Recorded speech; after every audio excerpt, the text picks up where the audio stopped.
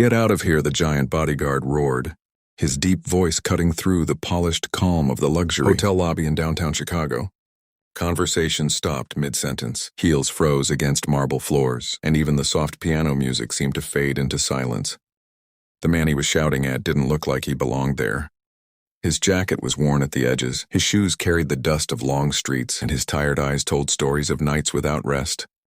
Beside him stood his young daughter, no older than 7, clutching his hand tightly, as if he were the only safe place in the world. He hadn't come to make a scene. He had walked in quietly, hoping to speak to someone. Anyone about a job opening? He had heard about something simple. Anything honest, but before he could even explain himself, the bodyguard had stepped in, blocking his path like an immovable wall.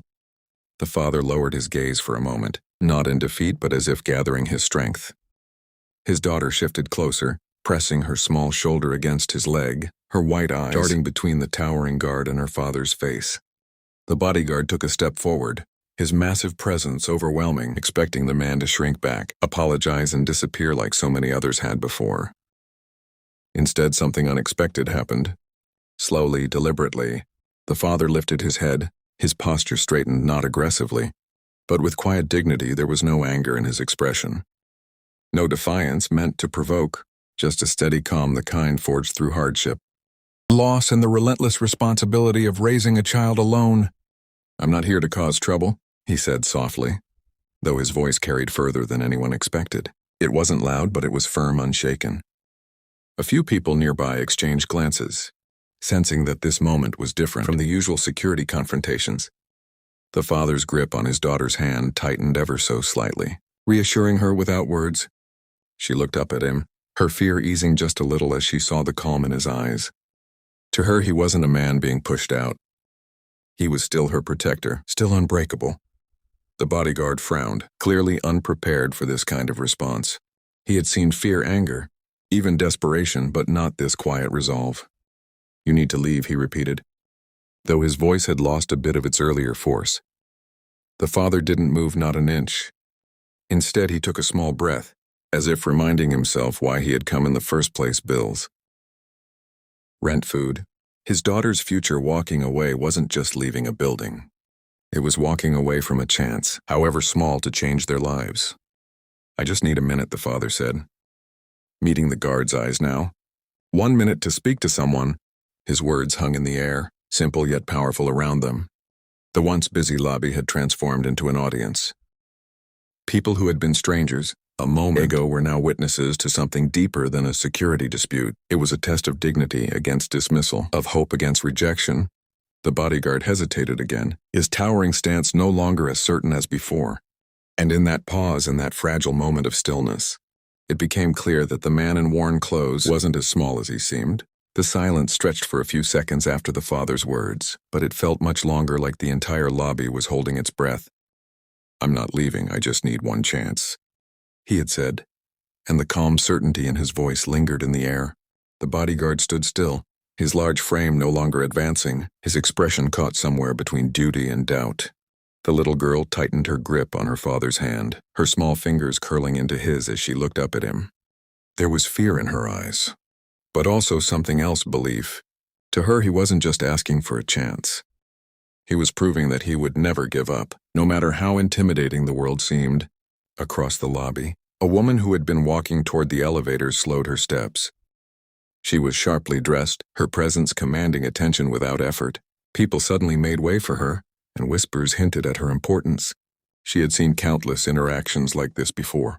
Security removing someone who didn't belong, but something about this moment made her pause. It wasn't loud or dramatic. It was the stillness, the quiet courage of a man refusing to disappear.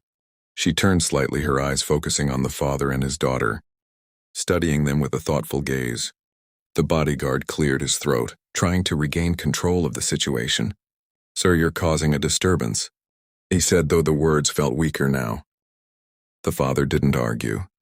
He didn't raise his voice or step forward. He simply stood there, grounded, as if rooted by purpose rather than fear.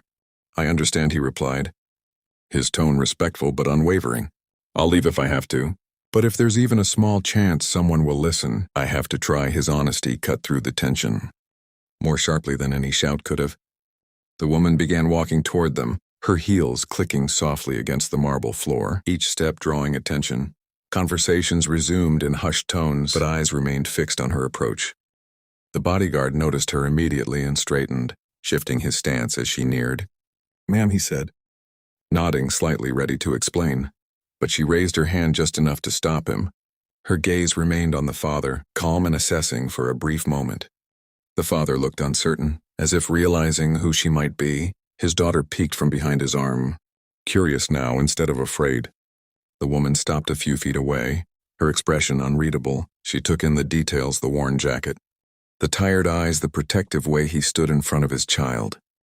These weren't signs of someone looking for trouble. They were signs of someone who had been fighting quietly for a long time. "Let him speak," she said finally, her voice composed but firm. The words carried authority, and the shift in the room was immediate.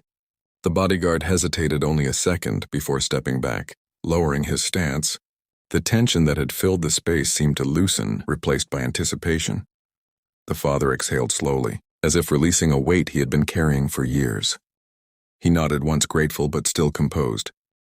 This wasn't victory, it was an opportunity. And opportunities, he knew, were rare. His daughter looked up at him again, this time with a small smile forming, her fear replaced by hope. What had begun as rejection had transformed into a turning point. Not because of luck, but because he had chosen to stand his ground with dignity. In that moment it became clear to everyone watching that true strength didn't come from power or position. It came from the courage to remain steady when everything around you was trying to push you away.